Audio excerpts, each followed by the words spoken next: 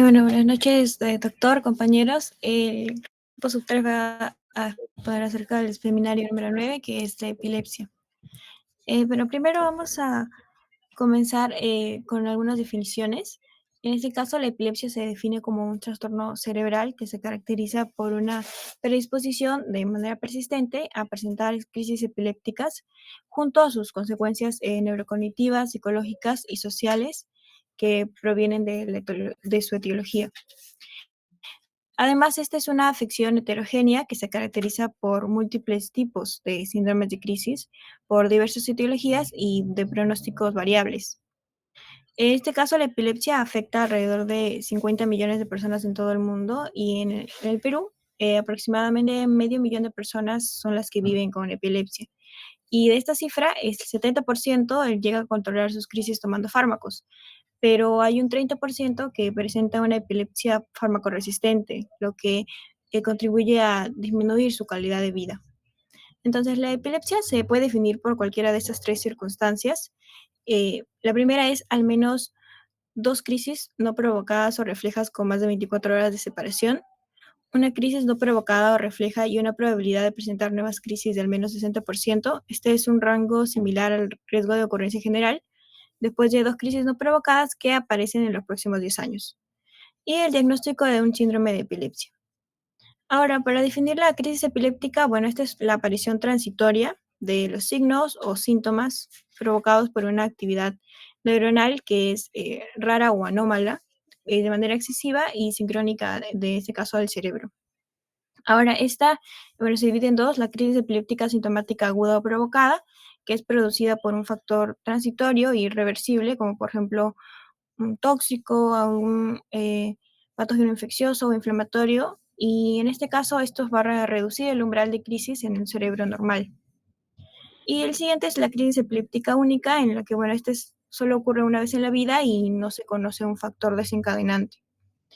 Otros, otros mm, otras también como partes de la epilepsia que podemos definir vendrían a ser el síndrome epiléptico, que es un conjunto de signos y síntomas que incluyen, por ejemplo, uno o varios tipos de crisis. También incluye el electroencefalograma específico, una edad de comienzo, de gravedad, de pronóstico y de tratamiento que también van a ser específicos en cada caso. Y luego tenemos a la encefalopatía epiléptica, que es un estado en el que la actividad epiléptica en sí misma va a contribuir a las alteraciones cognitivas y conductuales y bueno, al deterioro ya progresivo de lo que es la función cerebral. Y esto pues se va a acompañar de lo que serían defectos motores y mentales, pero ya más graves. Bueno, eso sería todo por la primera parte de la exposición. Siguiente compañero, por favor. Sí, buenas noches, doctor. Buenas noches, compañeros. Bueno, ahora voy a explicar un poco sobre la fisiopatología de la crisis epiléptica. Bueno, para hablar pues de la fisiopatología, primero tenemos que describir, ¿no?, qué es lo que pasa fisiológicamente en nuestro cuerpo, ¿no? A través de pues a través de la sinapsis, ¿no?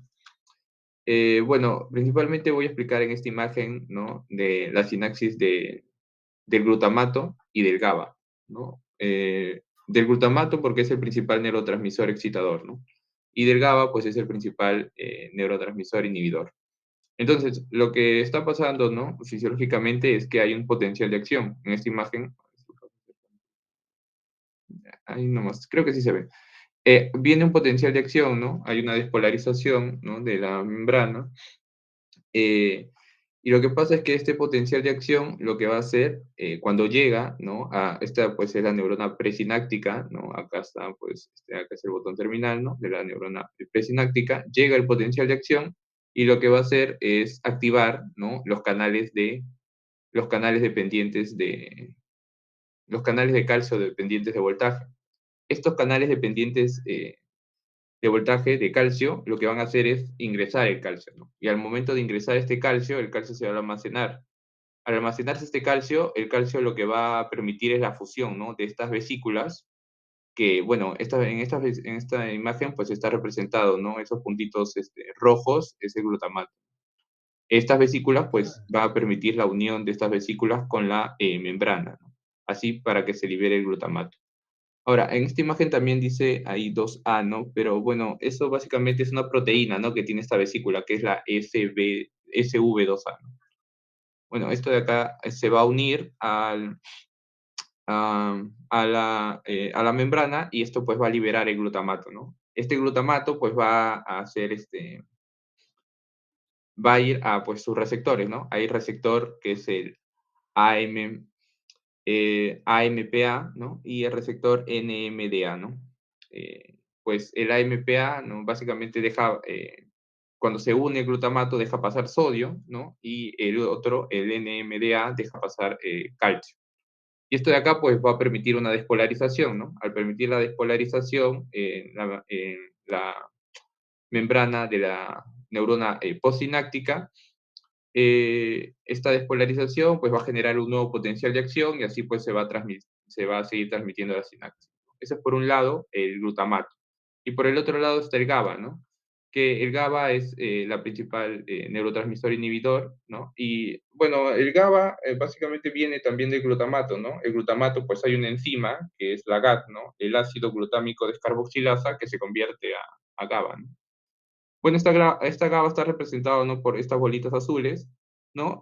Ocurre el mismo proceso, lo único que cambia en el GABA es que, pues, el GABA al fusionarse, ¿no? Con la membrana, estas bolitas azules, ¿no? Que está representando el GABA, viene a su receptor, que es el receptor GABA-A, y lo que va a hacer, pues, es dejar pasar cloro, ¿no? Y este cloro, pues, al pasar a la membrana de la neurona postsináptica, lo que va a hacer es hiperpolarizar, ¿no? Y al hiperpolarizar, pues, la hace más negativa y esto de acá inhibe la generación de un potencial de acción, ¿no? Dificultando que la neurona, pues, se excite. Ese es el efecto inhibidor del GABA. Entonces, lo que está pasando dentro de una crisis pues, epiléptica es que va a haber una hiperexcitabilidad neuronal. Esto de acá pues, es el aumento de los neurotransmisores excitadores, o sea, como el glutamato, ¿no? Puede haber un incremento del glutamato y también una disminución de los neurotransmisores inhibidores como el GABA, ¿no? Esto de acá pues lo que va a hacer es que hay una región, ¿no? Circundante de inhibición en donde pues solamente ahí se debe dar pues la sinapsis, ¿no? Digamos, en una parte de todo el cerebro. Pero lo que está pasando es que va a aumentar los neurotransmisores excitadores y entonces va a haber una hiperexcitabilidad, ¿no? Y esto de acá pues va a generar mucha sinapsis, ¿no? Y tampoco no va a haber algo que lo inhiba. Entonces esto de acá pues va a propagarse por todo el cerebro, ¿no? Y pues también van a haber alteraciones en los canales iónicos, ¿no? Como sodio, calcio y potasio, que también pues van a favorecer a esta hiperexcitabilidad. Aparte de una hiperexcitabilidad, debe haber también una hipersincronía, o sea, todas estas sinapsis se deben dar al mismo tiempo, ¿no? Todas estas descargas. Y esta sincronicidad, perdón, es lo que genera pues la crisis, ¿no? La crisis epiléptica. Y luego de que se genere esta crisis, como no hay nadie que lo pueda inhibir, pues va a haber una propagación de la descarga, ¿no? Y esta descarga pues, puede permanecer o localizada, ¿no? En un lugar, puede ser una crisis focal, ¿no? Luego se va a explicar, ¿no? La clasificación, o puede extenderse, ¿no? Una crisis generalizada. Y esto de acá también se puede diseminar rápidamente por ambos hemisferios a través pues, de estructuras, ¿no? Como el cuerpo calloso o el tálamo. Bueno, eso sería básicamente por la fisiopatología de la crisis epiléptica. Eso. Doctor, si me permite, hay Sí. varios sitios donde se puede generar la crisis epiléptica. Primero es en la entrada de sodio a la célula, ¿no? A la neurona. Ujú. En el cual hay una alteración y el sodio empieza a entrar de forma totalmente desordenada. A ver, ¿se recuerdan ustedes el potencial de acción, ¿no? Fuera de la célula, la carga es positiva. Positivo. Tenemos una membrana celular, fuera es positiva, Ujú. dentro es negativa. Negativo. Entonces, hay una despolarización, entonces empieza a entrar sodio y esta positividad y negatividad se va perdiendo, se va perdiendo. Y entonces es un estímulo eléctrico que va avanzando. El sodio va entrando, ¿no es cierto? Y va despolarizando, digamos, y avanza el estímulo eléctrico, ¿no? Entonces, allí es donde puede haber una primera alteración fisiopatológica que explique las convulsiones, ¿no?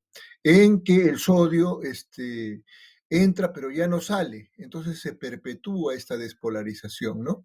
Y eso genera pues un estímulo eléctrico totalmente anómalo. En segundo lugar, en segundo lugar está los canales de calcio. Ustedes saben que esta despolarización del sodio, del cloro, el potasio, etcétera, llega hacia la membrana presináptica y favorece la apertura de los canales de calcio. El calcio entra dentro de la neurona y eso favorece, digamos, la salida de los, digamos, de las bolsitas de neurotransmisores, ¿no? Al espacio sináptico y luego a la neurona postsináptica. Entonces, estos canales de calcio permanecen abiertos, no se cierran en ningún momento.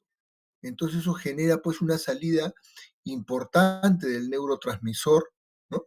Estimulatorio o inhibitorio. Es decir, una epilepsia puede darse o una convulsión puede darse porque hay mucha excitación o muy poca inhibición, ¿no es cierto? Ese sería el segundo punto donde pudiese generarse la convulsión, ¿no? Y el tercero es lo que el doctor ha explicado muy bien, ¿no? De los neurotransmisores, ¿no? El estimulatorio más, el neurotransmisor estimulatorio más importante es el GABA. Gracias. Okay. Para concluir nomás, ahí también en esa imagen pues hay, ¿no? En estos mecanismos, ¿no? Están pues los fármacos no anticonvulsivantes, ¿no? En cada uno de estos mecanismos pues hay fármacos que pueden pues inhibir, ¿no? Que se dé estas Así convulsiones. es, así es. O sea, hay fármacos que cierran los canales de calcio que están Claro. abiertos, ¿no es cierto? Hay Sí. fármacos que inhiben a los neurotransmisores estimulatorios o aumentan a los inhibitorios, ¿no? O más o menos regulan el pasaje del sodio. Por Ajá. supuesto, eso es importante Sí, para entender la farmacología. cierto. Gracias. Ujú. Ahora doy paso a mi siguiente compañera. Bueno, ahora vamos a ver la clasificación actualizada de las crisis epilépticas. Bueno, acá vamos a ver aspectos generales y el cuadro que está ahí es proporcionado por la ILAE, que es básicamente como está en la bibliografía, International League Against Epilepsy. Bueno, aquí se distinguen cuatro grupos principales que están ahí sombreados de un color rojo. Bueno, el focal, el desconocido, generalizado y no clasificado. A ver, vamos a empezar con, bueno, el focal, que está ahí en la parte superior izquierda. Bueno, el focal va a tener, bueno, como origen va a tener parte de la estructura cortical y subcortical. Y bueno, esta va a ser clasificado, bueno, va a ser delimitado por un área, una red delimitada sobre un hemisferio, donde puede ocurrir una convulsión tónico-clónica, focales a bilaterales, donde la actividad ictal se va a propagar en ambos hemisferios. Y bueno, esto en la clínica se va a manifestar con una pérdida de la conciencia. Bueno, y seguida de complicaciones como la disminución de la frecuencia. También, bueno, en el lado izquierdo ahora seguimos con desconocidas, pues esta es cuando hay información para clasificarla, o sea, hay información disponible para caracterizar ciertos aspectos de estas convulsiones, pero esta información no va a ser suficiente no va a ser suficientemente clara como para clasificarlo como focal o como generalizado, entonces se queda en este punto de desconocido.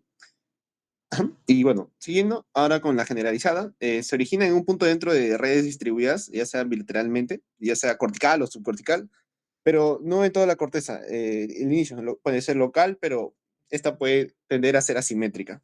Y finalmente, las no clasificadas, donde no vamos a tener información como lo que teníamos en las desconocidas, que bueno, había información, pero no sabíamos de qué tipo era. Aquí en la no clasificada, bueno, de plano no va a haber información disponible para caracterizar a este tipo de convulsión.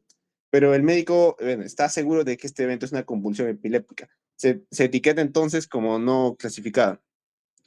Siguiente, por favor.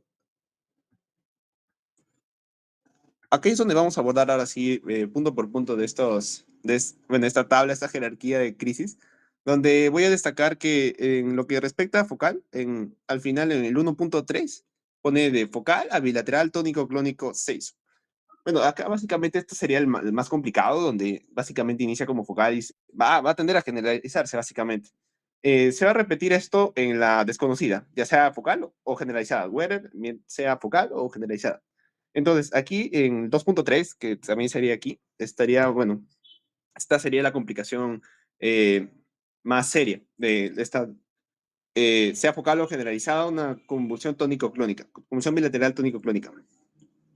Y bueno, a ver, comenzando con el 1.1, bueno, aquí para diferenciar 1.1 y 1.2, pues, bueno, es básicamente la conciencia.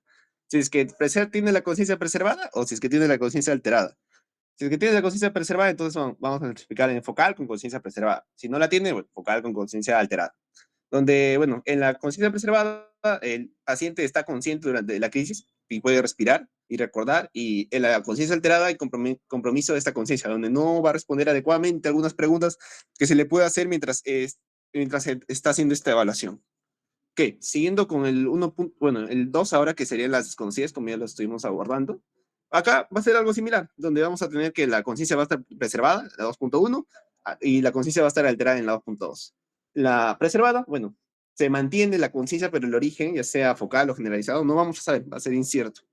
Y en la conciencia alterada, el paciente va a tener la conciencia alterada, pero no tampoco se va a saber el origen. Siguiente diapositiva, por favor. Ok, acá, bueno, finalmente en las generalizadas, ahí va a haber bastantes tipos. Acá agrupan en 3 tipos grandes: las crisis de ausencias, las tónico-clónicas generalizadas bueno, y otras generalizadas. Vamos a empezar con las ausencias. Vamos a encontrar la típica, que sería la primera. La segunda sería la típica. Y bueno, la típica sería inicio y fin abruptos, mirada fija y parpadeos. La típica sería inicio y fin lento. La tercera sería la mioclónica, como está ahí, myoclonic absence seizure, donde esta básicamente se va a acreditar por mioclonías, ¿no? Sacudidas rápidas.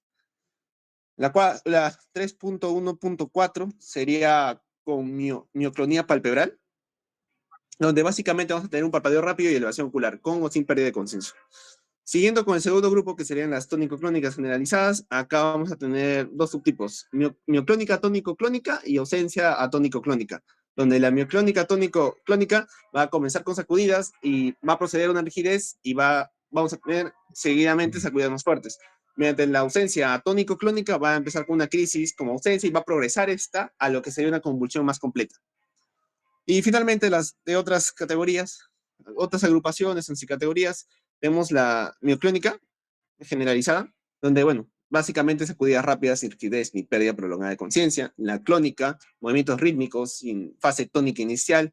Negativa mioclónica, que sería la 3.3.3. La 3.3.4 sería espasmos epilépticos generalizadas. 3.3.5 atónica, 3.3.6 atónica y 3.3.7 mioclónica atónica. Y bueno, estos serían los puntos principales. Y bueno, las no clasificadas, como ya estoy mencionando, no había información disponible para caracterizar esta convulsión, pero el médico está seguro que el evento es una convulsión epiléptica. Y bueno, se va a etiquetar como no clasificadas. Y eso sería todo por mi parte. Doctor, claro, a veces es un poco complicado, digamos, la clasificación de las convulsiones. Hay que entender una cosa. Primero, la inmensa mayoría de convulsiones, sobre todo si son generalizadas, tónico-clónicas, es con compromiso de la conciencia. Esto es importante porque si hay un simulador que viene y les dice, sí, doctor, he tenido una convulsión que empezó en mi brazo derecho, después se me fue a todo mi cuerpo, me caí, me golpeé, me empezó a doler la cabeza y me duró más o menos 30 segundos. Ese paciente está mintiendo, porque todas las convulsiones generalizadas son con compromiso de conciencia. O sea, al que hay que preguntarle es a la otra persona que vio la convulsión, porque el paciente, si es realmente convulsión, no se va a acordar de nada. Hay algunas convulsiones que realmente son parciales, etcétera, ¿no? En el cual hay un movimiento anómalo en un brazo, miembros ser sin pérdida de conciencia, ¿no? Las crisis de ausencia igual son con pérdida de conciencia. Todos, la conciencia se pierde. Por eso que el profesor que está con el alumno, en el colegio con el alumno, le dice, ¿qué te pasa? ¿Qué te pasa? Lo mueve y en una crisis de ausencia,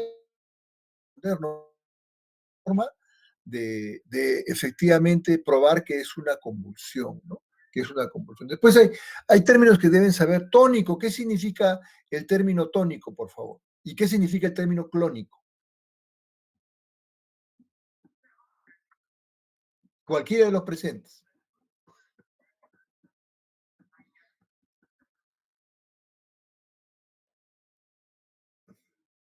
Tónico sería como una contracción, pero sostenida, y en el caso del clónico es como em, contracciones, pero rítmicas, que se repiten. Repetidas.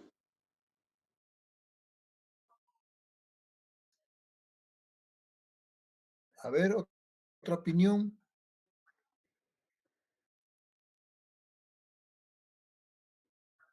Tónicos son movimientos centralizados, es decir, que están cerca al eje central de mi cuerpo. Por ejemplo, si es de miembros superiores, lo que voy a mover son los brazos, ¿no? Si en miembros inferiores, lo que voy a mover son los muslos, ¿no? Y clónicos son movimientos distales, ¿no? Las manos, los pies, etcétera. Por eso son movimientos tónico-clónicos. Se entiende que son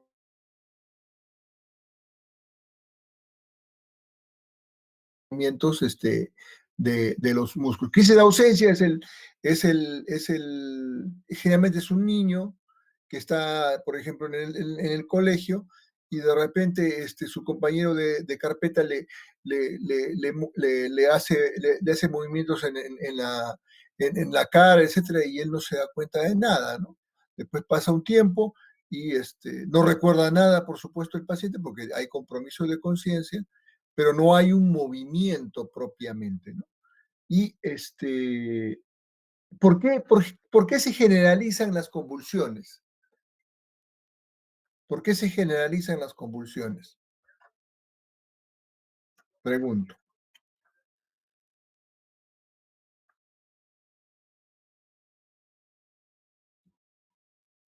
Primero,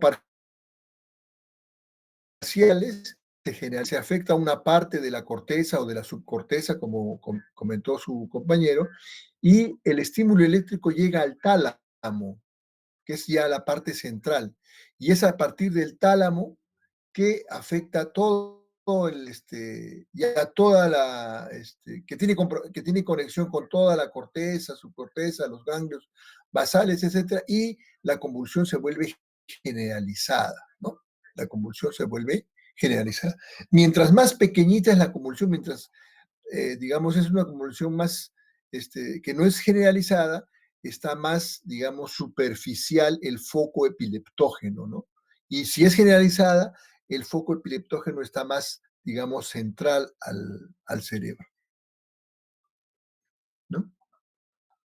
Muy bien.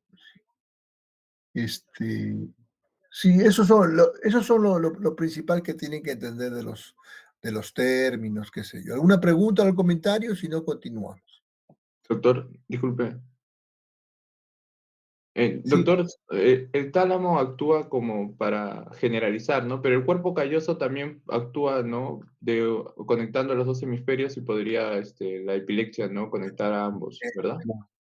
así es. O sea, al final la idea es de que llegue a la parte central, ¿no?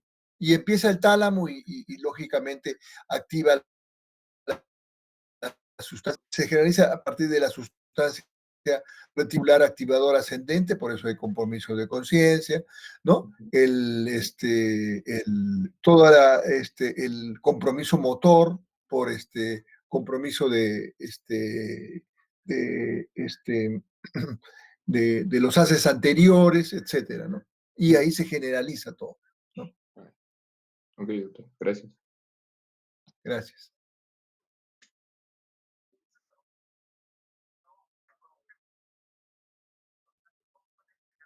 Ok.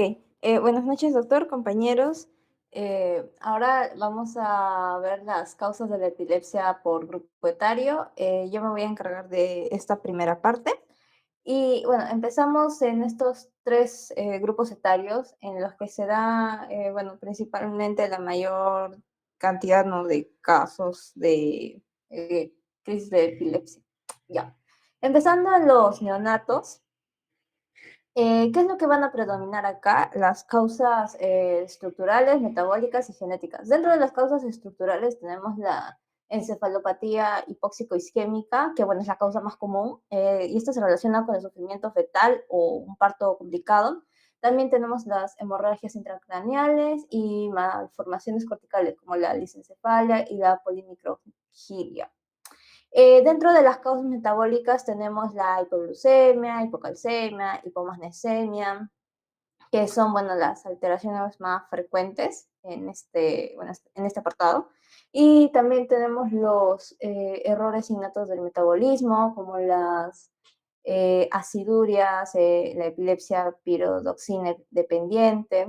Y dentro de las causas genéticas, principalmente tenemos la epilepsia neonatal familiar benigna, y esta se va a ligar a las mutaciones en KCNQ2, KCNQ3.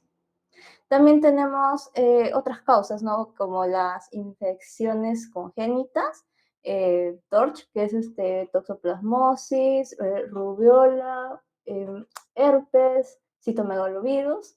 También tenemos meningitis neonatal. Y también síndrome de abstinencia neonatal por exposición prenatal a fármacos bueno, a fármacos principalmente. Ahora vamos a ver las causas en los lactantes, que es aproximadamente desde el primer mes de vida hasta los 2 años se consideran. Tenemos principalmente estos síndromes. Van a predominar estos síndromes epilépticos. El primero de ellos es el síndrome de West, que es una encefalopatía epiléptica grave que suele aparecer entre los 3 y 12 meses, y se va a caracterizar esta por una triada clásica, que serían los espasmos epilépticos en flexión o extensión, un patrón característico llamado ipsarritmia, que hace referencia a una actividad caótica y desorganizada, y el tercero es el retraso en el desarrollo psicomotor, y puede ser sintomático o criptogénico. Ahora, también tenemos el síndrome de Dravet, que es también otra encefalopatía epiléptica de inicio en el primer año de vida, y esta se va a asociar a las mutaciones en el gen SCN1A, que esta inicia con crisis febriles prolongadas o atípicas que van a progresar a crisis focales, tónico-clónicas y mioclónicas. Y esta se caracteriza también por una evolución grave, con deterioro cognitivo progresivo y resistencia también al tratamiento. Ahora, en los lactantes también vamos a ver que hay causas genéticas como las canalopatías y los trastornos de migración neuronal. Y en las causas estructurales también vamos a ver que hay displasias corticales, o bueno, también son secuelas de las lesiones perinatales. Y ahora pasando ya al último grupo de niños y adolescentes desde los 2 hasta aproximadamente los 18 años. Y en este grupo etario las causas son más diversas. Y acá hay una alta frecuencia de epilepsias genéticas idiopáticas, también factores estructurales, inmunológicos y ambientales. Bien, ahora empezamos con las causas genéticas. Em, tenemos, puede ser por predisposición familiar, em, alteraciones en los canales iónicos. En el caso de las causas estructurales adquiridas, tenemos principalmente, ¿no?, los traumatismos craneoencefálicos, tumores cerebrales, malformaciones arteriovenosas, cicatrices corticales postinfecciosas o postraumáticas.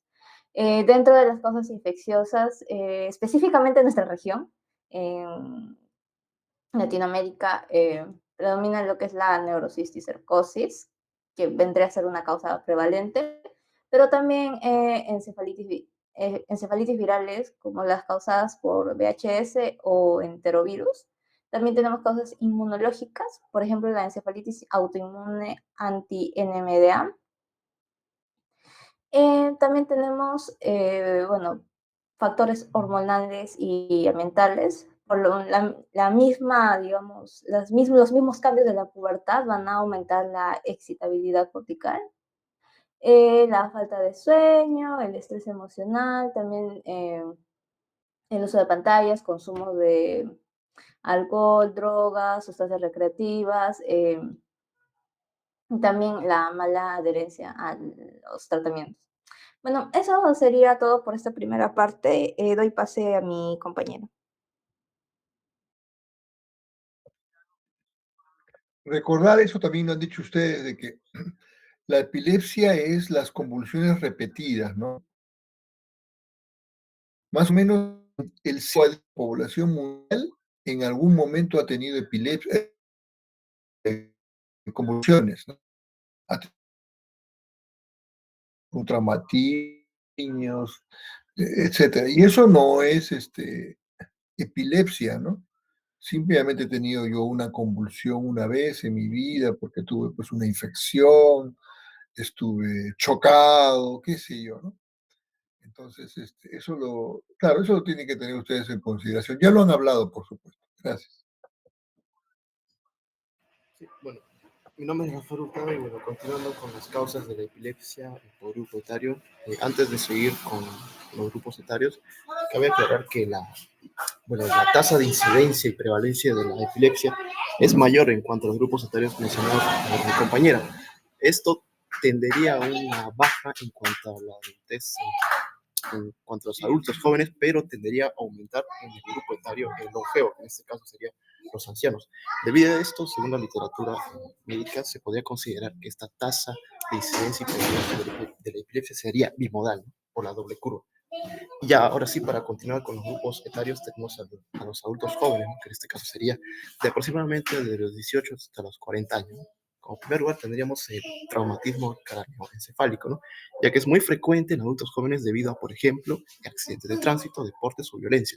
En cuanto a esto, bueno, las lesiones corticales o hemorragias podrían ya generar epilepsia post-traumática incluso años después del evento. En cuanto a los tumores cerebrales de bajo grado, bueno, como por ejemplo los gangliogliomas, que en este caso son un tipo raro de tumor cerebral que generalmente crece de forma lenta y es benigno. También tendríamos a los astrocitomas de grado 2 o displasias corticales, ¿no? Muchos de estas enfermedades, de los tumores, debutan con crisis epilépticas focales, ¿no? Que a menudo en pacientes jóvenes sin otros síntomas neurológicos. También tendríamos a las enfermedades autoinmunes, ¿no? O inflamatorias. En este caso podría ser la encefalitis autoinmune, el cual podría debutar en este grupo etario, causando crisis y trastornos conductuales. Y ya para finalizar tendríamos a las malformaciones vasculares, ¿no? Como por ejemplo los caravenomas o las malformaciones arteriovenosas. En cuanto a los adultos, o sea, ya la adultez intermedia, que abarca desde los 40 hasta los 60 años, según la clasificación psicosocial de Erik Erikson, como dato extra, tendríamos a los tumores cerebrales, ¿no? Que básicamente a esta edad suelen aparecer gliomas o metástasis, ¿no? Que irritan al parénquima cerebral. También tendríamos a los famosos ACV, ¿no? Los accidentes cerebrovasculares, ¿no? Los cuales podrían dejar cicatrices epileptogénicas, sobre todo si comprometen a la corteza cerebral. También tendríamos a la epilepsia criptogénica, ¿no? Que en este caso son casos sin una causa evidente, ¿no? Pero con hallazgos electroencefalográficos que indican epilepsia focal. Y también ya tendremos a las secuelas de infecciones o traumas previos, ¿no? Como son daños antiguos que pueden generar crisis años después, especialmente si se asocia a cicatriz cortical. Y ya para finalizar tendríamos al grupo etario longevo, ¿no? Que en este caso serían los ancianos, los mayores de 60 años. Aquí se menciona al accidente cerebrovascular isquémico, ¿no? Como la principal causa de las posibles epilepsias que puede presentar este grupo etario. También tendríamos a la enfermedad del Alzheimer u otras demencias, ¿no? Como por ejemplo, no, cabe aclarar que aquí la neurodegeneración altera la estabilidad eléctrica del cerebro y de esa forma facilitaría de ciertas crisis. También tendríamos ya los tumores cerebrales que pueden ser nuevos o ya metástasis, ¿no? También tendríamos a los traumatismos, ya que en este grupo etario son más frecuentes, ¿no? Por caídas, aunque podrían ser leves, ¿no? pero en el anciano tienen un alto riesgo de sangrados subdurales. Y ya para finalizar tendríamos a los trastornos metabólicos, ¿no? Como por ejemplo la hiponatremia, la hipoglucemia, la insuficiencia renal o hepática, que ya podrían precipitar en crisis epilépticas agudas. Eso sería todo con respecto a las causas. Ahora, para culminar la Los exposición, trastornos metabólicos, disculpe usted, doctorita, no se un preocupe, comentario, continúe, ¿no? doctor. Los metabólicos van a producir más que epilepsia, convulsiones, ¿no? A menos que sea una cuestión crónica. La hiponatremia efectivamente puede producir convulsiones. La insuficiencia renal crónica no es muy frecuente. Y algunas otras como la hipoglicemia, la acidosis severa, la hipoxemia, van a producir más que epilepsia, convulsiones, ¿no? Gracias.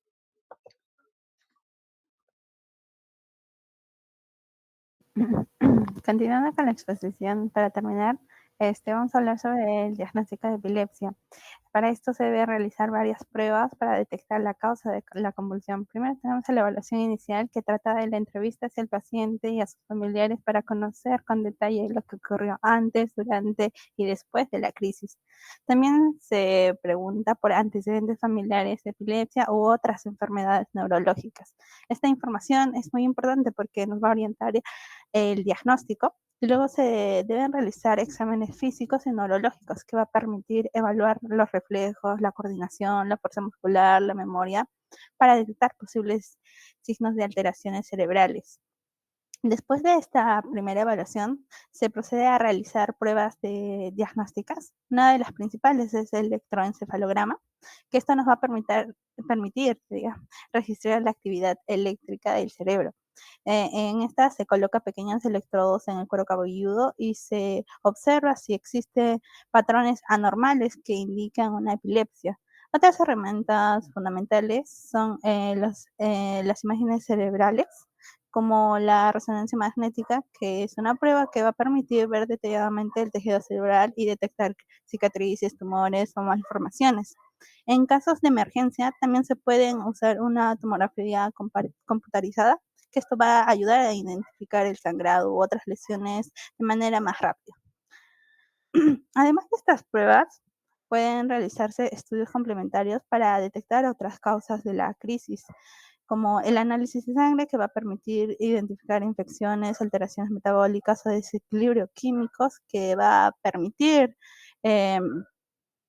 nos va a permitir lo que está provocando estos síntomas. También se puede aplicar pruebas neuropsicológicas, que son evaluaciones evaluaciones como el pensamiento, memoria, lenguaje y otras funciones cognitivas. Estas pruebas van a ayudar a saber si hay una área del cerebro afectada o dónde se localiza el daño.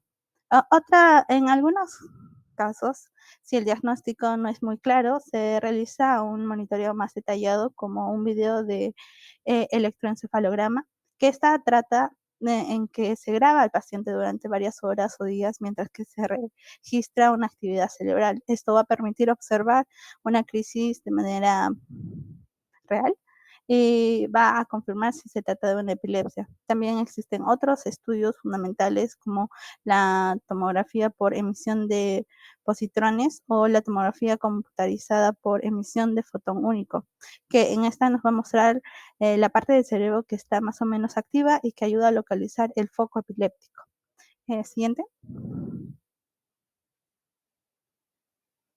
Gracias, eso sería todo por la exposición del grupo 3. Claro, para el diagnóstico, el problema es de que va el paciente y mientras lo estamos viendo no convulsiona, pues, ¿no? Entonces, ¿cómo uno se guía por lo que dice la persona, el familiar que ha visto la convulsión, ¿no? Cómo ha sido, etcétera, ¿no? Entonces, las pruebas diagnósticas están dirigidas a tratar de medir la actividad eléctrica el mayor tiempo posible, ¿no? Que es ya una tendencia en la medicina, ¿no? Hay monitoreo ambulatorio de la presión arterial, que es 1 o 2 días. Hay Holter para medir la frecuencia cardíaca todo un día, 2 días, etcétera. Igual esa misma tendencia se aplica para el diagnóstico de epilepsia, porque el paciente va a ir bueno y sano a la consulta y no se va a poder determinar dónde está el foco epileptógeno, la actividad eléctrica, ni nada de eso. En cambio, si se le monitoriza, digamos, por un tiempo más prolongado, sí se va a poder detectar la anomalía y tratarla de la mejor manera. Gracias.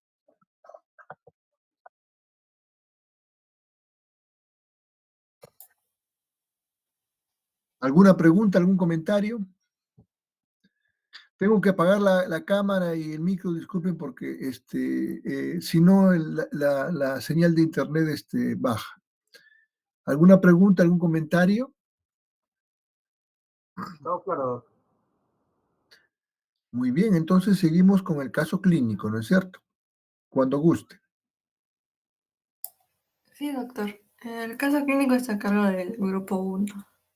Ya.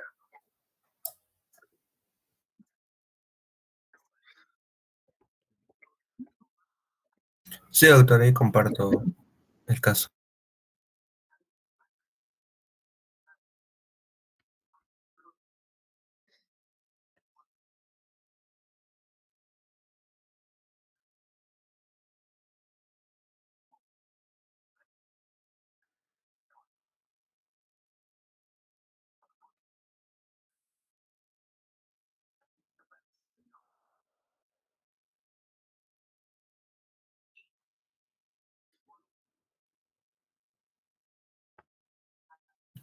Sí, doctor, buenas noches. Primero vamos a presentar el caso clínico de que nos compete en esta ocasión. Em, bueno, lo que vamos a tener es un paciente de 40 años de edad, ¿no? Sexo masculino, raza mestiza, bueno, y cosas de Bancay, procedencia de Lima, etcétera, ¿no? Los antecedentes que es lo importante, primero vamos a ver que no tiene ningún tipo de alergia, ningún tipo de accidente, ¿no? Acá lo importante que podríamos ir eh, de frente es la enfermedad actual, ¿no? Tiene un tiempo de enfermedad actual de 30 días y los síntomas principales que vamos a encontrar son la cefalea y las convulsiones. Más adelante se precisa que son una cefalea holocraniana pulsátil, que significa que es un dolor de cabeza que afecta a toda la cabeza, que no es localizada en una región específica, ¿no?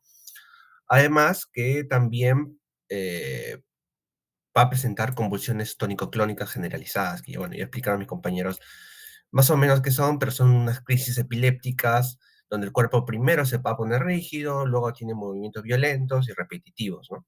Que va a afectar todo el cuerpo. Además, también podemos observar aquí que en el episodio convulsivo que ha tenido 2 episodios recientes con pérdida de conocimiento y convulsiones tónicos clónicos generalizadas, ¿no? Hay una mejoría parcial con analgésicos, pero las convulsiones también son persistentes, ¿no? Los signos físicos, signos vitales estables de 160 por 60 A ver, sistólicos. disculpe usted, doctor, permítame hacer un comentario. ¿Puede subir, por favor, Sí. la historia clínica? A ver. Me parece que no es muy correcto. Hasta desde el inicio, por favor. Me parece, por favor, desde el inicio. A veces el Ahí inicio. empieza, ¿no? Sí. Ujú. Bueno, ahí está. Ah, sí. A ver, primero, yo si veo un paciente de 40 años de edad, ¿no es cierto? Peruano, ¿no? ¿Cuál sería la primera o una de las primeras etiologías que podría pensar yo que explicarían estas convulsiones, este dolor de cabeza? Usted ha dicho que la filiación, los antecedentes, digamos, no muestran nada importante. Yo creo que sí, ¿no? Entonces, ¿cuál es la principal razón de 40 años? Por primera vez en su vida empieza a convulsionar. Hipertensión, doctor. Con las características hipertensión arterial. Bueno, si no refiere. La hipertensión arterial produce convulsiones, sí puede producir, ¿no? Cuando hay encefalopatía hipertensiva, por ejemplo, en la eclampsia. Pero no es una causa muy común. Esta es una persona de sexo masculino. No refiere ser hipertenso. Cualquiera de los presentes puede. Sí, diga usted, David Fernando, diga usted.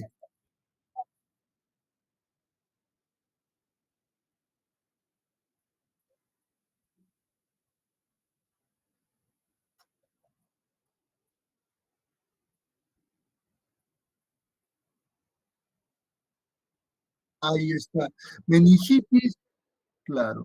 Meningitis no, pues el paciente si tuviese meningitis tendría una síndrome de respuesta inflamatoria sistémica, como conversamos la otra vez. Tendría fiebre, escalofríos, compromiso del sensorio.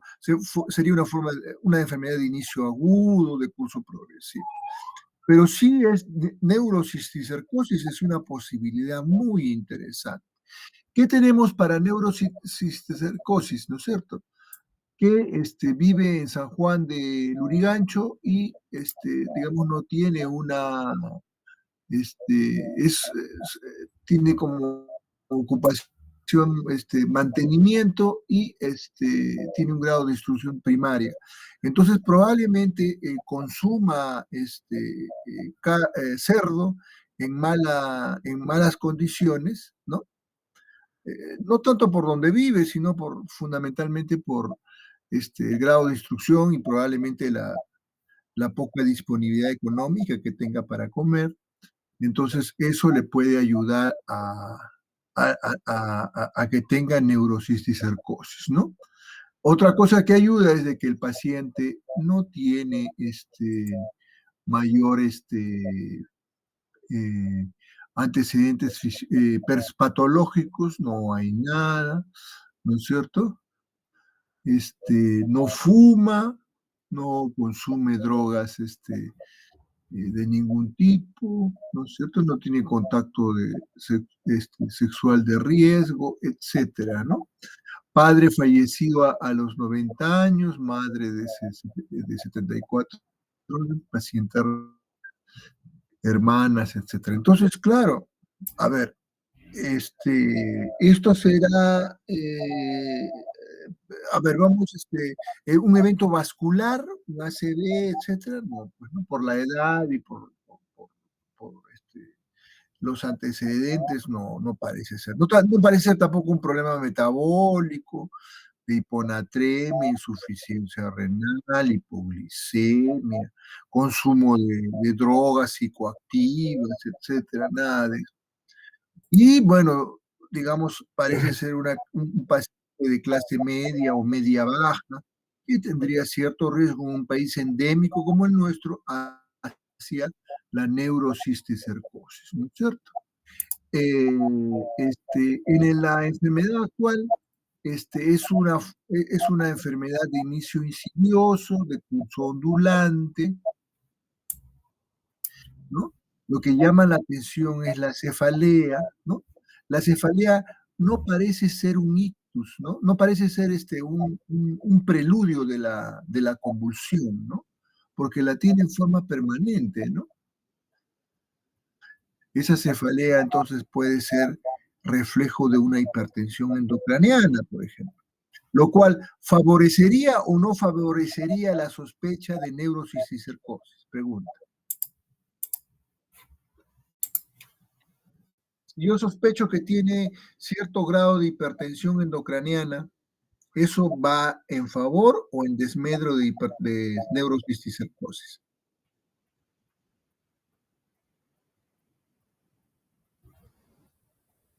va en favor, por supuesto, pues, ¿no? Tiene un cuerpo extraño, tiene un tumor, digamos, en el cerebro y eso le está provocando una hipertensión endocraniana, vasogénica, digamos, ¿no? Muy bien. Entonces, las convulsiones, dice, en este mes ha presentado 2 episodios de pérdida de conocimiento con convulsiones tónico-clónicas generalizadas, ¿no? Entonces habría que determinar quién ha dicho que son tónico-clónicas generalizadas, seguramente debe ser un familiar, y el hecho de que ha perdido el conocimiento guarda una correspondencia, ¿no? Porque si, como ya comentamos, si dice tónico-clónico generalizadas y dice que se acuerda de todo, entonces, un momentito, este señor, ¿por qué dice eso? No parece haber una correspondencia, ¿no? Muy bien, entonces el paciente tiene convulsiones de reciente inicio y la primera posibilidad es que tenga un tumor que ocupa espacio en el cerebro, razón por la cual tendría hipertensión endocraniana, ¿no? Y por razones ya de frecuencia, del sitio donde vive, etcétera, ese tumor que ocupa espacio podría ser un cisticerco. Muy bien. A ver, continúen con el examen físico, por favor. Sí, doctor. El examen físico presenta una presión arterial de 100/60, es afebril y un pulso de 72 por minuto rítmico, o sea, son signos vitales estables, al parecer. Y bueno, el examen neurológico, el nivel de conciencia despierto, una orientación en espacio, persona y tiempo normales, una expresión en repetición normal, una nominación normal, una apraxia también normal, los exámenes de los nervios craneales normales, y en exámenes del sistema motor, el trofismo conservado, la fuerza muscular en un estado normal también, tono muscular igualmente, no presenta movimientos involuntarios, y en el examen de los reflejos presenta una normoflexia osteotendinosa. Examen del sistema digestivo, sensibilidad superficial y profunda en 4 extremidades conservada, un examen de equilibrio y coordinación normal, y bueno, hay el último examen que es los signos meningios y radiculares. Se hace un examen físico general por regiones o sistemas, ¿no? En el pie y anexos se ve la piel tibia elástica, en el sistema linfático no presenta adenopatías, en el sistema respiratorio se ve un murmullo vesicular audible, pero no hay ruidos agregados. En el sistema cardiovascular, ruidos cardíacos rítmicos de buena intensidad, no hay soplos, pulsos periféricos y presentes. Cabello, cabeza y cuello cráneo normocéfalo, cuello cilíndrico, abdomen blando, RHA normales, no hay masas, columna y extremidades normales. Ese sería el caso clínico. Y Bueno, bueno, en el examen, sí, claro, lo- permítame un comentario. No, lamentablemente en el examen físico no hay el fondo de ojo, ¿no?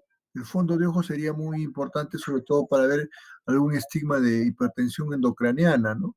Porque estamos pensando de hipertensión endocraniana no un cuadro pues serio, severo, ¿no? Sino una cosa muy sutil, muy pequeña que se pudiese ver, por ejemplo, en el fondo de ojo y en esas cosas, ¿no? Pero bueno, no se encuentra mayor alteración en el sistema nervioso, se puede descartar a partir de eso, por ejemplo, un accidente cerebrovascular, una enfermedad neurológica degenerativa, etcétera, ¿no? Eh, en realidad, la cosa va por haber visto el fondo de ojo y todavía no nos sacamos de la cabeza que haya una tumoración en el encéfalo y que a esa edad, en esa condición, un cisticerco sea la primera posibilidad. Muy bien. Siga usted, por favor. sí, doctor, ahora vamos a responder las preguntas. Vamos a compartir la presentación que tenemos respondiendo las preguntas. Chicos, se pueden compartir, por favor.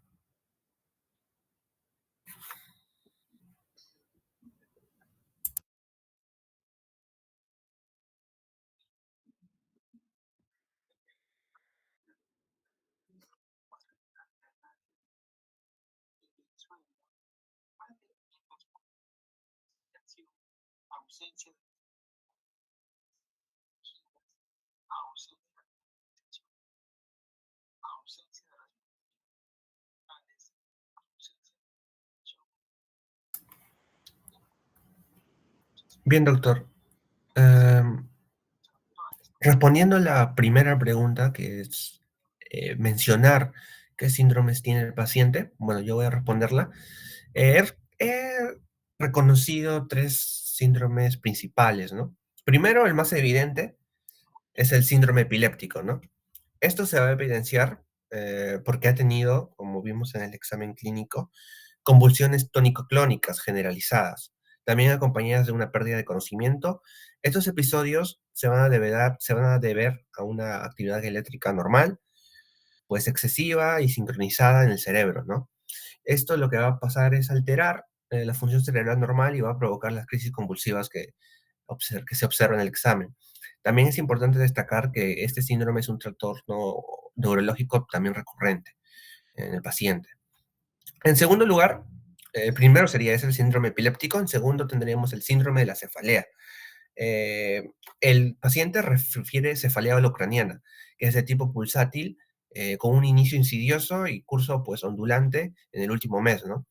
Este tipo de dolor de cabeza va a sugerirnos también una irritación o disfunción del tejido cerebral o estructuras relacionadas, posiblemente también asociado pues a una actividad convulsiva o capaz a otro proceso intracraneal. La cefalea va a ser una manifestación frecuente en pacientes con alteraciones neurológicas como el que tiene el caso y va a contribuir también muy importante al malestar general del paciente en general, ¿no? Y por último, el último síndrome que pude eh, observar es el síndrome neurológico en sí, ¿no? Aunque en el examen neurológico el paciente no va a mostrar déficits focales pues evidentes, la presencia conjunta de convulsiones y de cefalea nos va a indicar podría decirse un compromiso, ¿no? En todo el funcionamiento del sistema nervioso central. Esto puede deberse a funciones neurológicas como por ejemplo el estado de alerta o también la coordinación, aunque no hayan signos clínicos pues evidentes en la exploración física, ¿no? Y bueno, en conclusión, estos serían los tres síndromes, ¿no? El epiléptico, el cefálico, el de cefalea y el neurológico. La pregunta, doctor, es cómo podemos relacionar sobre todo los dos primeros, ¿no? Hacer unidad clínica. Como comenté, la unidad clínica significa que yo trate de encontrar una sola razón que explique, por ejemplo, estos tres síndromes. Una sola razón, porque el paciente no va a tener tan mala suerte de tener tres enfermedades diferentes en el sistema nervioso central, pues, ¿no? Es una sola, eso se llama unidad clínica. O sea, el paciente tiene epilepsia porque ha tenido dos convulsiones, ¿no es cierto? Epilepsia, un síndrome epiléptico, y eso se asocia a cefalea. La cefalea puede ser un aura. ¿Qué cosa es el aura?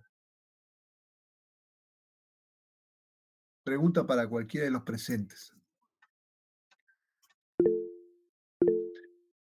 Sí, diga usted, David, diga usted.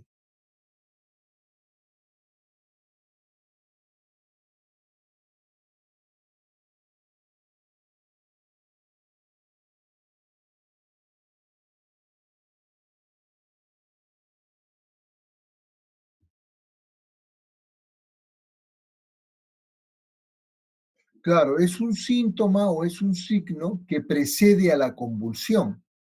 Puede ser, por ejemplo, un olor particular, un sabor particular, un comportamiento, o puede ser la cefalea.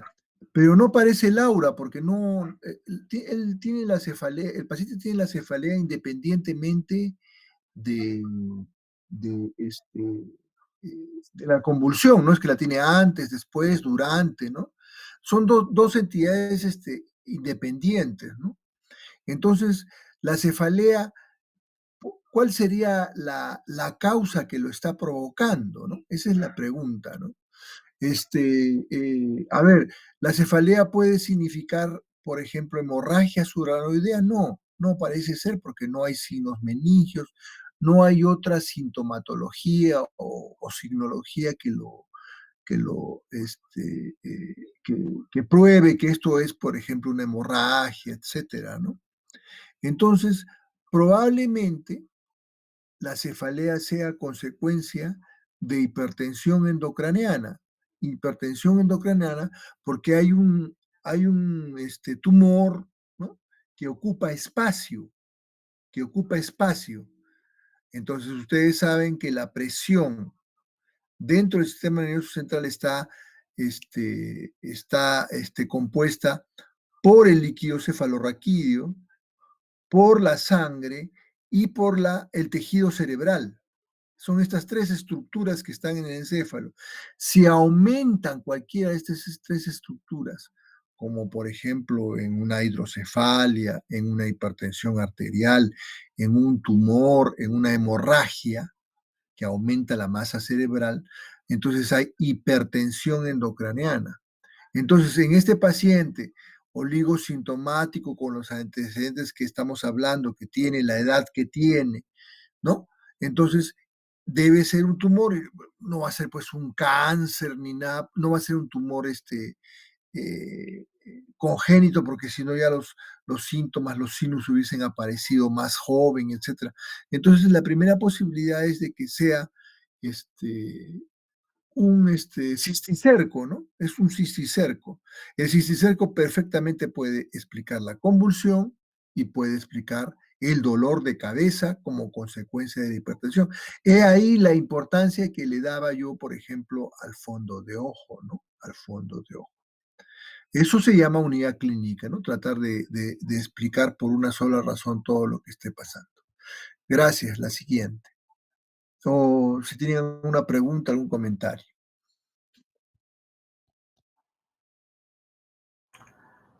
Bueno, buenas noches, doctor.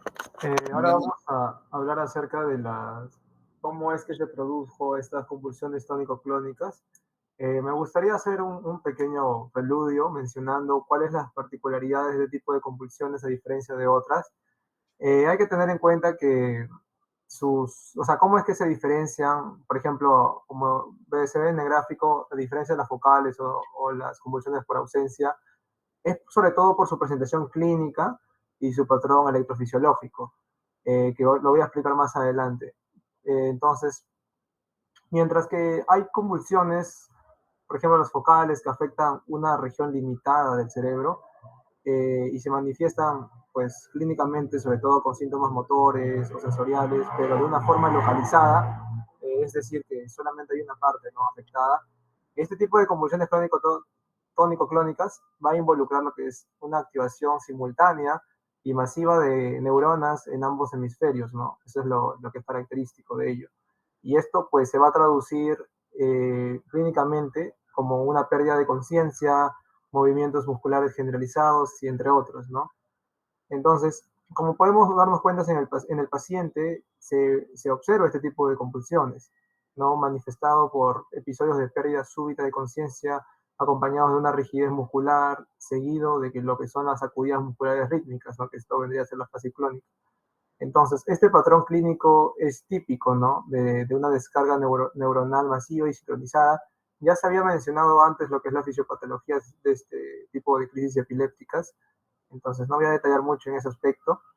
Y bueno, ¿no? Además de todo esto, lo que es el antecedente de la cefalea progresiva, esto es importante, ¿no? Asimismo como, lo que es la importancia de investigar las posibles causas subyacentes, ¿no? Relacionándolo, como ya manifiesta el doctor, que es un riesgo de cisticercosis, ¿no?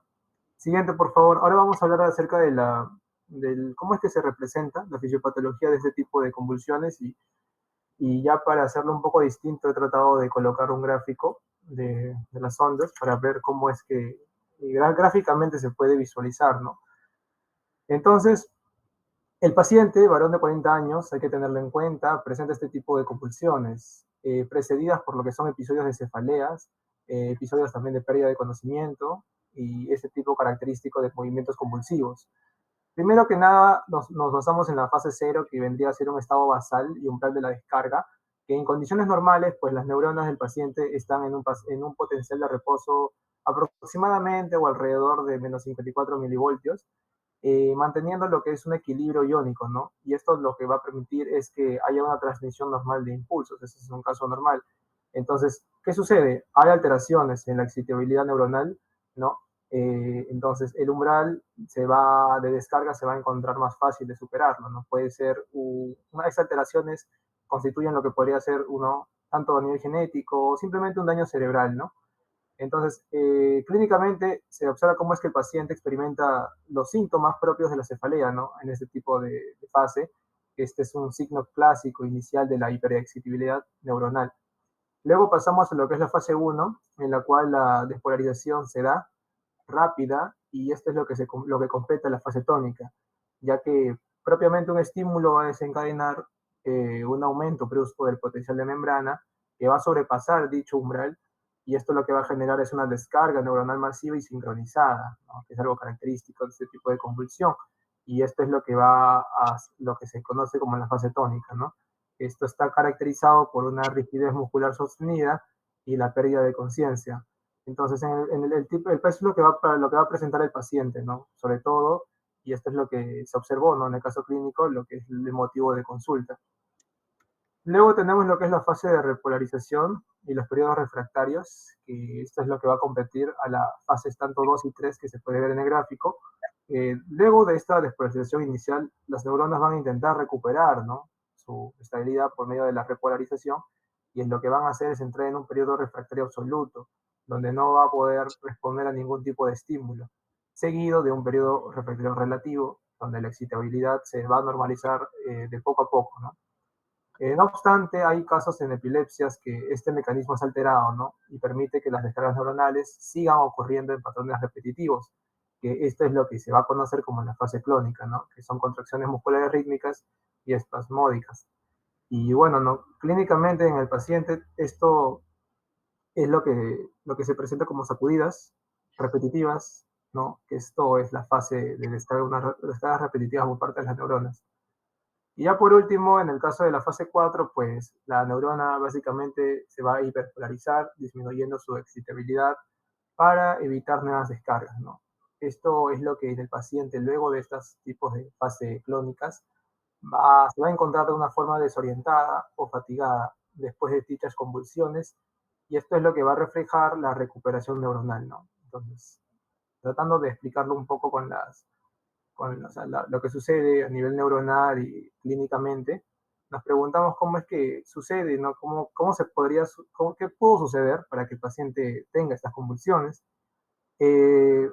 Podría ser un punto de un foco epileptógeno en alguna región del cerebro que puede haber generado una descarga excesiva, ¿no? Que podría ser ese caso del tumor, ¿no? Y esto, pues, sincronizando lo que son los potenciales eléctricos, va a superar el umbral y producir este tipo de convulsiones. También puede haber lo que es una alteración en los canales iónicos y por lo tanto en el equilibrio de los neurotransmisores tanto excitatorios como inhibitorios. Bueno, ¿no? También hay que tener en cuenta que la cefalea previa sugiere lo que es esa propia irritación, una lesión cerebral, que esto es lo que va a preparar el terreno para esa crisis convulsiva y que básicamente la propagación de estas ondas, pues del tejido cerebral va a limitar solo parcialmente por los periodos refractarios y esto va a permitir que esa convulsión se generalice, ¿no? Que es lo que va a afectar a ambos hemisferios y lo que va a propiciar ese tipo de convulsión tónico-clónica. Entonces, esto es lo que se podría rescatar, ¿no? de esta explicación. Gracias. Gracias.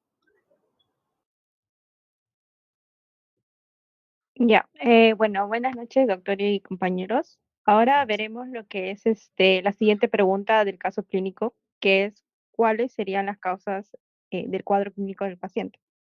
Y bueno, primero, eh, es importante repasar rápidamente lo que es el caso clínico. Y bueno, tenemos un paciente adulto que presenta cefalea holocraniana pulsátil de hace aproximadamente un mes. Y bueno, esta se puede decir que ha sido persistente y que no ha cedido con analgésicos. Bueno, en primera instancia no, luego ya con analgésicos sí, pero principalmente es que no ha cedido. Luego tenemos que tuvo 2 episodios de convulsiones tónico-clónicas generalizadas y estas, bueno, tuvieron lo que es la pérdida de conocimiento en el mismo periodo. Y también en el examen físico y neurológico se pudo encontrar que el paciente está despierto, orientado también sus funciones mentales estuvieron normales y no se pudo rescatar un déficit motor ni sensitivo y tampoco de coordinación. Y bueno, esto nos indica que el paciente en sí está en un buen estado, pero ha desarrollado síntomas nuevos que antes no tenía.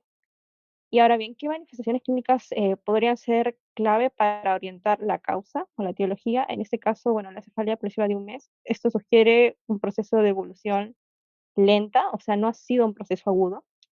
Y el dolor que no mejora con analgésicos y que también persiste en el tiempo es una señal de alerta para causas ya intracraneales. Luego las convulsiones, como había mencionado, nos indica que hay una irritación cortical, que lo que hace es desencadenar una actividad eléctrica anormal. Y bueno, esto suele aparecer cuando hay una lesión estructural o por causas o inflamatoria en el cerebro, infecciosa, y ya lo explicaré también más adelante. Y bueno, lo del curso también, que ha sido insidioso y ondulante, eso se manifiesta en la, en la historia clínica. Y bueno, esto nos puede indicar también, nos permite descartar otras etiologías que también mencionaré más adelante. Y bueno, respecto a la etiología, esta la tomé según la Liga Internacional contra la Epilepsia. Y bueno, acá veremos las causas que pueden explicar este cuadro y por qué algunas son más probables y otras no. Primero mencionaré las que, bueno, no serían muy probables en este caso y ya finalmente pondría las que son más probables en este cuadro clínico. Y bueno, en primer lugar, tenemos lo que son las causas genéticas. En este caso, las epilepsias de origen genético suelen manifestarse en la infancia o adolescencia, no en adultos, y es por esto que nos permitiría descartar esta etiología. Además, otro aspecto de esta etiología es que este tipo de epilepsia no suele dar cefalea progresiva ni síntomas nuevos de inicio reciente. Además, bueno, el examen neurológico también suele ser normal y, bueno, el paciente no suele tener historia previa de convulsiones. Y bueno, en resumen, respecto a esta etiología, aunque hay convulsiones, no podría encajar con un patrón de epilepsia primaria o, bueno, epilepsia con causa genética. Luego tenemos lo que es la causa metabólica. Y bueno, aquí hablamos de alteraciones metabólicas principalmente. Y lo que caracteriza a esta etiología es que suelen dar crisis compulsivas agudas de aparición súbita, también acompañadas con alteraciones del sensorio. Y en el caso del paciente, tenemos que el paciente está despierto, orientado y con funciones cognitivas normales. Y tampoco hay signos de falla orgánica ni síntomas sistémicos que puedan sugerir lo que es un trastorno metabólico. Además, el hecho de que tenga la cefalea progresiva eh, hace que, bueno, esto no se explica por un desequilibrio metabólico simple. Y bueno, luego tenemos lo que son las causas inmunológicas. En este caso, ¿por qué no serían probables en el caso clínico? Bueno, sería porque las enfermedades inmunológicas suelen acompañarse también de alteraciones del comportamiento, pueden ser como cambios en la personalidad, confusión, fiebre. Bueno, este es un síntoma sistémico. Y bueno, en este caso, el paciente no presenta ese síntoma sistémico que es la fiebre. Además, está completamente orientado y lúcido, como he mencionado, y no tiene historia previa de enfermedades autoinmunes conocidas. Y ya pasando a las que sí podrían ser la etiología o ser las causas de este cuadro clínico, tendríamos en primer lugar lo que son las causas estructurales. En este caso, esto incluye tumores cerebrales o malformaciones arteriovenosas o también hematomas subdurales crónicos. Y bueno, la razón por qué estas sí serían probables es porque producen lesiones que ocupan espacio dentro del cráneo. Y este espacio hace que haya un aumento progresivo de la presión intracraneal, lo que también se manifiesta con la cefalea persistente que se expresa en la historia clínica. Además, este, esta ocupación de espacio dentro del cráneo hace que también genere una irritación cortical, lo que se manifiesta a través de las crisis epilépticas. Y bueno, algo que caracteriza a este tipo, bueno, a las epilepsias con esta etiología es que el curso suele ser lento, progresivo y también con síntomas que van aumentando en intensidad, tal como ocurre en este caso. Y otra eh, etiología que también podría ser muy probable en este caso es la causa infecciosa. Ya aquí hablamos de infecciones del sistema nervioso central como neurocistocistosis, que es muy frecuente en las zonas endémicas, tuberculosis meningia o absceso cerebral crónico. Y bueno, ¿por qué sí serían probables? Esto es porque son infecciones de evolución subaguda que producen lesiones inflamatorias o también parasitarias en el caso de la neuropsicosis, lo que hacen es irritar la corteza cerebral y esto provoca convulsiones y además, por la misma ocupación del espacio, aumentan la presión intracraneal, lo que genera la cefalea progresiva. Y bueno, el hecho de que el paciente no tenga fiebre ni rigidez de nuca nos aleja de una meningitis aguda bacteriana, pero no descarta infecciones crónicas como la neurocistercicosis. Y bueno, de hecho, en América Latina, la causa más frecuente de epilepsia adquirida en adultos es la neurocisticercosis. Y bueno, esto es lo que se caracteriza por generar quistes en el cerebro que finalmente lo que hacen es provocar una crisis focal o generalizada.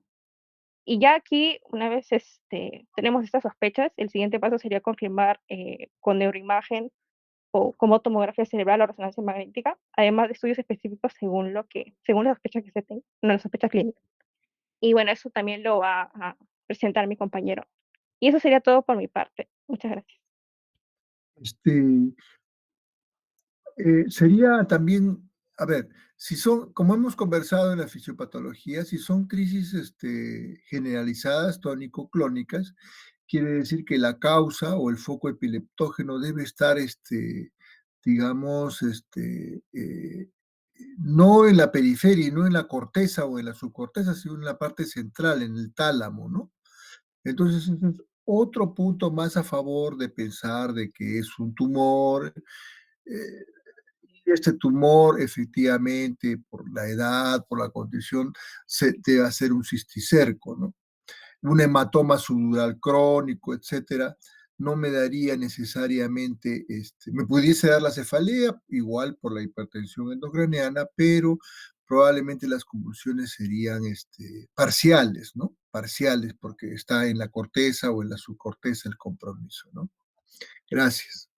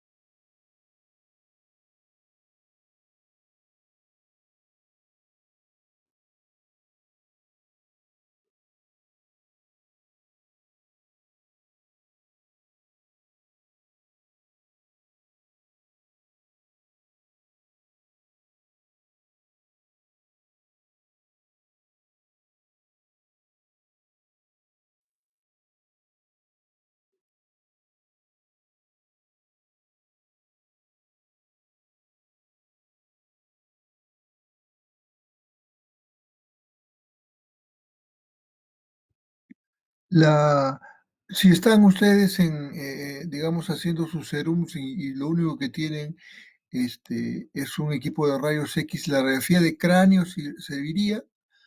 Por supuesto que serviría, por supuesto, ¿no? Porque yo estoy sospechando en un tumor y el tumor es un cisticerco, voy a ver zonas de calcificación, voy a ver seguramente una zona de edema alrededor de la lesión, que va a significar que sea más radiopaca la imagen. Entonces, el diagnóstico también lo pueden hacer con una radiografía de cráneo simple, ¿no? Radiografía de cráneo simple. El doctor dice que hay que hacer más exámenes para descartar meningitis. No lo sé si habrá que hacer más exámenes, ¿no? Habrá que hacer más exámenes si no sé preguntar o no sé examinar, ¿no? Tengo dudas sobre lo que he preguntado y lo que he examinado, ¿no? Porque en ningún lado sale de que haya algún síntoma o signo de meningitis, ¿no? Aguda, peor o crónica, por lo menos, tampoco hay, ¿no? Entonces, eso no me lo va a decir en un examen, eso me lo va a decir mi interrogatorio y mi examen físico fundamental, ¿no? Gracias. Ok, doctor, para ir finalizando con un caso clínico, vamos a determinar el tipo de epilepsia que presenta el paciente según la clasificación de la Liga Internacional contra la Epilepsia. Bien, según el caso clínico nos menciona que el paciente es un varón de 40 años que presenta 2 episodios de pérdida de conciencia con convulsiones tónico-clónicas generalizadas en el último mes.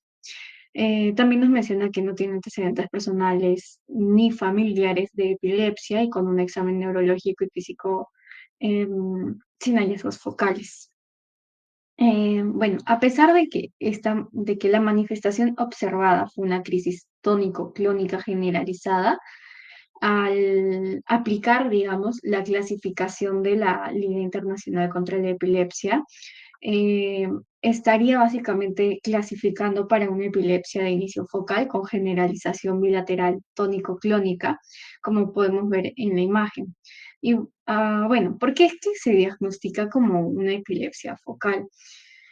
Aunque las crisis fueron generalizadas clínicamente, tal como nos mencionan en la historia, eh, este patrón en adultos previamente sanos, con inicio reciente, porque también nos dice que no tiene antecedentes, ¿no? Entonces, todo esto nos sugiere una epilepsia focal con generalización secundaria, perdón. Y las epilepsias generalizadas idiopáticas suelen aparecer en la infancia o adolescencia y están más asociadas a causas genéticas, ¿no? Lo cual ya no corresponde al caso que estamos viendo. Además, el paciente también refiere cefalea persistente, lo que nos lleva como que más al lado de una posible lesión estructural cortical focal, ¿no? Como una neoplasia. O, sí, como una neoplasia. Y bueno, todo ello provocan descargas neuronales focales que pueden propagarse rápidamente por ambos hemisferios, generando una crisis tónico-clónica generalizada, conocido como una crisis focal con generalización bilateral, ¿no? Y de hecho, como lo ha mencionado mi compañero, este diagnóstico debe ser confirmado con estudios como un electroencefalograma que puede llevarnos más al diagnóstico, ¿no? De un foco epileptogénico y una resonancia magnética cerebral también. Y también, como usted mencionó, los rayos X. Y bueno, en cuanto a la imagen, para ir un poquito más para la clasificación o la explicación de esta clasificación de la Liga Internacional, eh, bien, básicamente la imagen que he puesto resume gráficamente, ¿no? Lo que es lo que son las clasificaciones de la crisis epiléptica en 3 grupos o 3 categorías, mejor dicho, según el inicio clínico sí, según el inicio clínico, perdón. En la columna azul podemos ver, por ejemplo, que es de inicio focal, ¿no? Que son aquellas crisis que comienzan en una zona específica de un hemisferio cerebral. Pueden manifestarse como alteración de o no de la conciencia, síntomas motores, síntomas no motores, y también pueden generalizarse bilateralmente, como es en el caso del paciente, que es focal a bilateral tónico-clónica. La columna rosada, que es de inicio generalizado, aquí es básicamente las crisis que afectan ambos hemisferios cerebrales desde el inicio. Son más comunes en niños o adolescentes con epilepsias de origen genético, como lo he mencionado anteriormente. Y bueno, estas pueden ser motoras, tónico-clónicas, mioclónicas, atónicas o también espasmos. Y también pueden ser no motoras, ¿no? Como las crisis de ausencia. Y bueno, la columna gris es de inicio desconocido. Cuando estos es como cuando no hay información suficiente para saber si la crisis comenzó, si fue focal o si fue generalizada, ¿no? Y bueno, aplicando toda esta clasificación, el paciente no encaja en una epilepsia generalizada primaria ni en una epilepsia de inicio desconocido. Y por el contexto clínico también de la edad del señor, las características de las crisis y los síntomas que han acompañado estas crisis, eh, pues nos lleva más a pensar de que es una epilepsia focal con crisis motoras generalizadas bilaterales, tónico-clónicas, ¿no? Según la ILAE. Y bueno, eso es todo por mi parte, doctor. Gracias. Gracias. Muchas gracias. Cuando yo menciono la radiografía de cráneo, por ejemplo, es para darle mucha más importancia al interrogatorio y al examen físico, ¿no? Es fundamental, ¿no? El interrogatorio y el examen físico me define como hemos visto, ¿no? Ya en más del 90% la posibilidad diagnóstica, ¿no? No voy a pensar, igual le voy a hacer probablemente algunos exámenes, una hemoglobina, qué sé yo, una glucosa, una creatinina, pero no voy a pensar pues que esto es un problema metabólico, ¿no? Entonces, el examen es muy importante. Y si están ustedes en la punta del cerro, no quiere decir que no pueden hacer el diagnóstico, ¿no? Porque el diagnóstico lo pueden hacer con una radiografía de cráneo, ¿no es cierto? Entonces, eso es para que den importancia al interrogatorio y al examen físico. Gracias. ¿Alguna pregunta, algún comentario?